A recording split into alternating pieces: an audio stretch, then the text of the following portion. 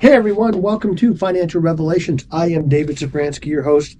You can hear me every Thursday morning from 8 a.m. to 9 a.m. on 103.3 in Cleveland. Moody Radio, they have an app. You can download the app. You can hear me anywhere, even in the middle of the jungle if you have a Starlink with you in Brazil. Although Brazil just blocked X, Twitter in Brazil, and if you use a VPN to access it, supposedly they're going to fine you $9,000 a day because they're against free speech. 1-800-344-2534 if you want to call here, ask a question, or meet with us. Or you can always email Corey. It's K-O-R-Y, Corey at EPSF.com. You can ask her any questions you want. She's probably not going to answer them, but you can ask them. And if it's a financial question, she'll give it to me, and I may answer it on the podcast, which is what we're going to do today, because some of these things that we're going to talk about they're going to be talked a lot about in the next week or so. And they're going to be a topic of debate and of hand-wringing and extreme consternation, depending on who gets elected. So you could also, if you want to know more about the mission trips that we do to the middle of the Amazon, you can go to nativosusa.org.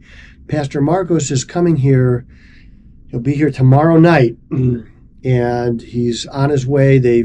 They left Maués, Brazil yesterday. They took a boat overnight. They got to Manaus today. They're going to spend the day in Manaus and then fly out early Friday morning at like 1 a.m. Friday morning to get to Cleveland at 6 o'clock at night. So it's a long trip. We're also doing an Amazon trip in March of 25. If you'd like to go, I'd love to talk to you. We have some space on the trip. We're limiting the amount of people that we take just because the boat's only so big. So if you're interested, let me know. And if you'd like to support the trip, any little bit helps. So it goes a long way. And 100% of what you give supports the trip or the missionaries there via a variety of things. But sometimes just to buy food for them so that they can eat. Well, let's get to the business at hand. September 10th, which is next Tuesday. Oh, wait. Before I start that, the NFL season starts tonight. What a glorious day this is. A lot of people have a problem with NFL players. A lot of them show up in the news, generally not for good things. I work with NFL players, athletes, and entertainers, and I can tell you, by and large, you're seeing the 1%. You're seeing, the media, for whether you like them or not, they get paid to sell advertising. That's really what the news is about.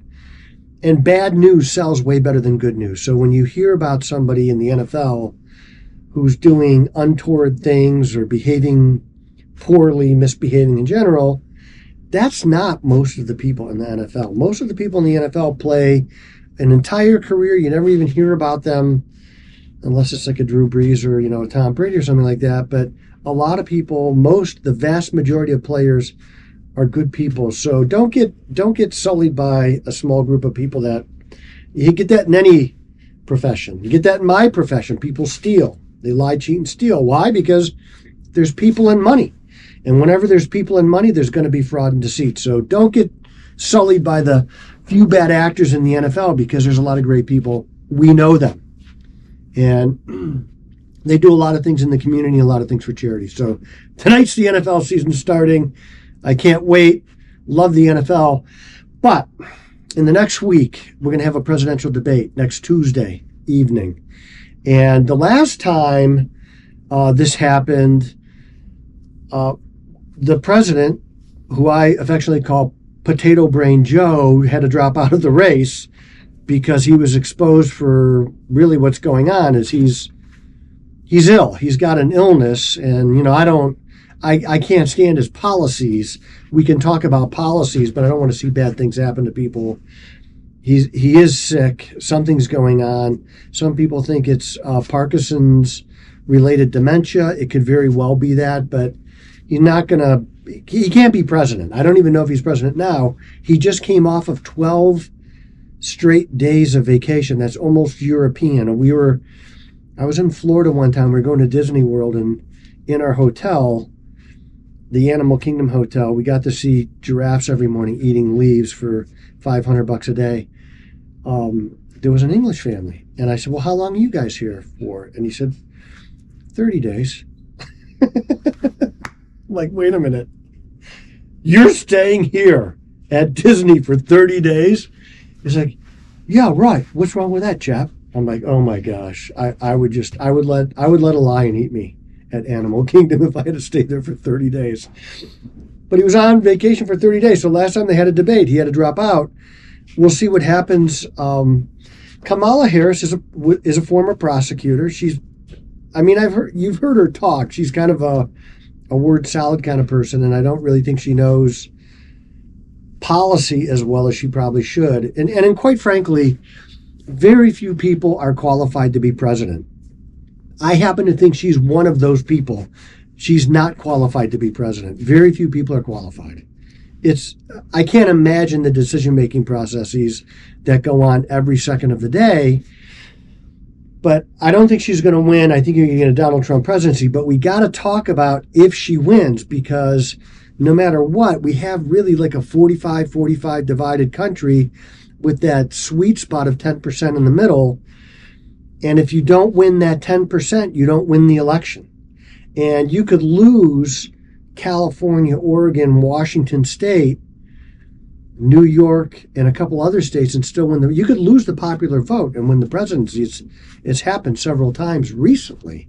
So you got to campaign in the right states, and you got to go where you're like, I think Trump is going to win Pennsylvania by 7 points. I don't even think it's in play because the Democrats aren't talking about it. So they're trying to keep it quiet right now. So you got a debate next Tuesday. And one of the things that they're going to talk about is the tax policy of the Kamala Harris presidency. And one of the things that she's talking about is a tax on unrealized capital gains. That's the question we're going to talk about today. And I'm going to get to that in a second. And then on September 18th, you've got the Fed and Chair Powell. He's going to lower rates by 25 basis points. I heard today some people are thinking it's going to be 50 basis points, but I think the likelihood of that happening is basically zero. They feel like they've created a soft landing. If you look at what's going on economically right now, Dollar Tree, Dollar General, and other dollar stores are restating their earnings for this year lower because people can't afford to shop at them. So if you can't afford to shop at Dollar General, where do you trade down to? I think a garbage dumpster. That's where you go next. Dollar General is having a tough time because they just can't keep up with sales. Now, people think it's really cheap to shop there, but it's actually cheaper to shop at a Walmart and buy in a little volume than it is to go to Dollar General. So what Dollar General sells actually is convenience of location. They go to a lot of underserved areas. They have 20,000 locations. If you thought to yourself, it seems like there's a Dollar General everywhere, you were right. 20,000 locations. They opened up 900 locations last year alone. They have like 186,000 employees for 20,000 locations. That includes home office staff too. You know, the white collar people that do the ordering and everything. They operate a store. The average Dollar General has 7 employees. That's it. And only 2 of them are full time. So really low budget stuff. But the economy is not soft landing. We have 25% price increases in the grocery stores. And if you own a car or a house and you have to insure it, look at your insurance bills, what's happening when it renews. It's going up by 20%. That's real. So what's going to happen is when the Fed lowers rates on September 18th, there's going to probably be a mortgage refi boom. And I think the Fed, right now the Fed funds rate is at 5.5%. That's the rate that the Fed charges banks for overnight loans. Everything else is based off that in the market. 5-year CD, the treasuries, everything is based off of that. So if you get a Fed funds rate of 3.5%, which is where I think they're going, that's going to be 8 cuts. And I think you're going to get 8 cuts, maybe not 8 in a row, but over the course of the time, we're going to 3.25, 3.5. You put the 30-year mortgage probably at 4.5, 4.75, maybe 5 for lower credit. scores. I personally have 2.75 on my mortgage, so I'm basically a financial genius. But you knew that already because you watched the podcast.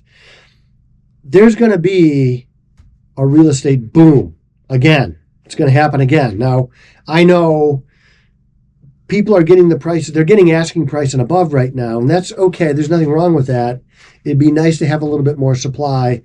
We are 5 to 7 to 10 years away from equalizing supply and demand, especially if mortgage rates are going lower. So the question that we got from the listener is, what is an unrealized capital gain that the Democrats are talking about? And it's not the only tax increase that they're talking about. And they always talk about the 1% paying their fair share. Well, the top 1% of all taxpayers pay 50% of the tax. So my question is, and this is Thomas Sowell asked this question, what is your fair share of what somebody else has made? What is that fair share? And my guess is that the top 1% is probably paying their fair share. We don't have an income problem because the Trump tax cuts created more revenue to the federal government than ever in history. And we're still running deficits. So it's not an income problem, it's a spending problem. So the unrealized tax on capital gains works like this. You bought a house for $100,000 10 years ago. Prices have gone up. Things have inflated. It's now worth $250,000. So you have a $150,000 capital gain on that house. Now, you haven't sold the house. You haven't realized that money. You can't put it in your checking account where the government's going to come to you and say, hey, bud, we've noticed that you have a pretty big capital gain on this house, and you got to pay a tax on that. And you say, well, wait a minute. I don't have the money to pay that tax. Now, let's say it's a 25% tax on $150,000. Well, that's over $25,000 that you have to pay. They say, well, you got 5 years to pay it, so you're fine. Well, you're not fine. You still got to pay it. So where are you going to get the money from? You're going to take a loan out. You're going to take a home equity loan out. You're going to sell stocks. You're going to work a second job. You're going to take it out of savings. But you're going to pay that tax on a gain you haven't even realized.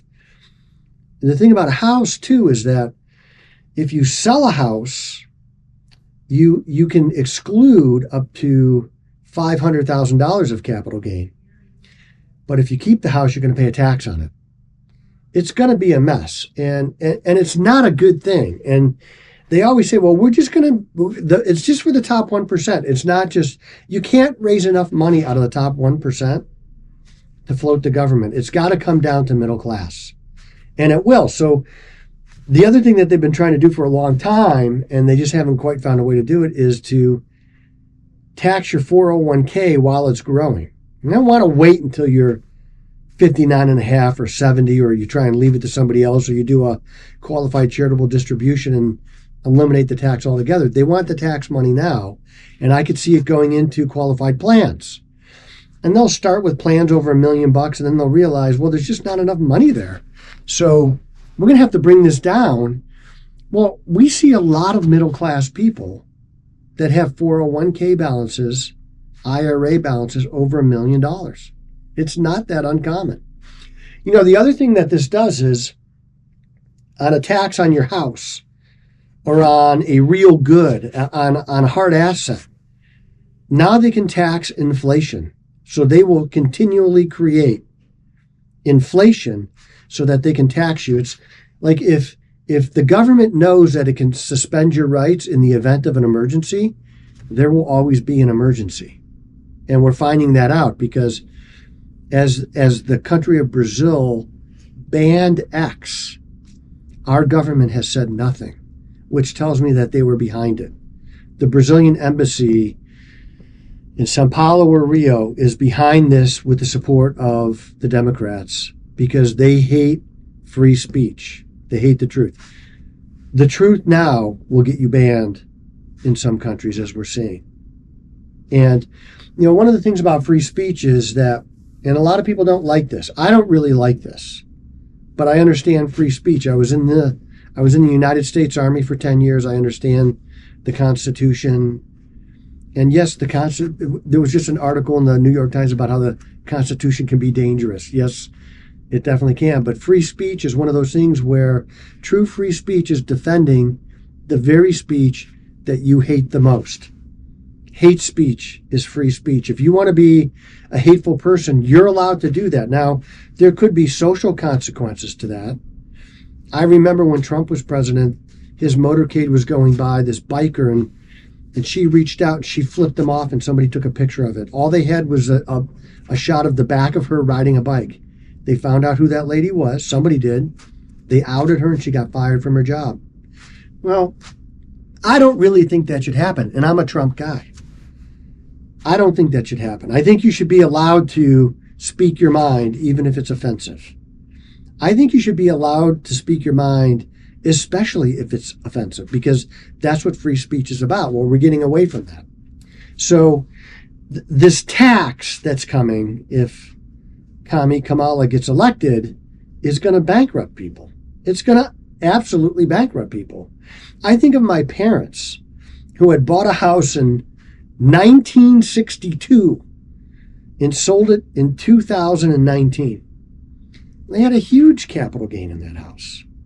They were able to exclude all of it because of the rules, but if they had kept that house, they would get taxed on it. They did not have the money to pay that. So they would have had to sell the house anyway. So what other tax changes are coming? The tax cuts, or the tax rates that they're proposing, such as a higher capital gains tax rate.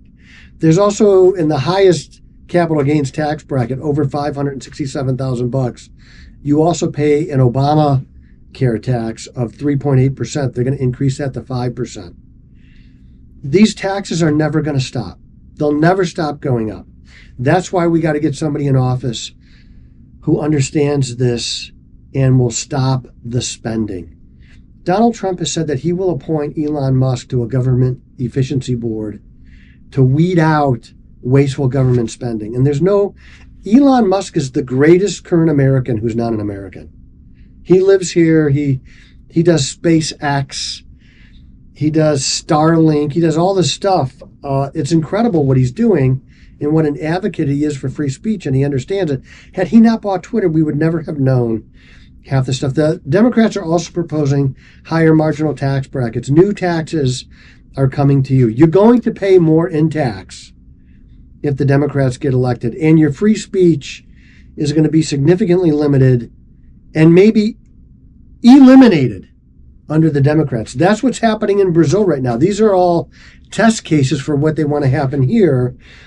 And, every time Kamala Harris talks, she exposes herself a little bit more and a little bit more from her communist ideology. And her father was a communist economist, I think at the University of California, an actual communist economist. It sounds like an oxymoron, but most academics are left-leaning to begin with. So if you're an academic, you're probably left-leaning. If you're an academic in California, you're probably a communist. And that's just the way it is. So this is what we have to deal with. That's why we need an administration who understands how to cut spending. Now, Donald Trump did not cut spending in his first administration. He spent a lot of money. We need a Congress and a president who will cut spending. They just got to do it across the board. We got to go back to 2018 spending or less. Everything, every department grows every year. We don't have to do that. Now, should we eliminate the Department of Education? I don't know. But I would eliminate as many departments as I could. If you look at what's happening in Argentina right now, they suffered from inflation for 30 years until Javier Milei got elected president. For the first time in 20 years, they had a week with no food inflation. 1 week. That's it.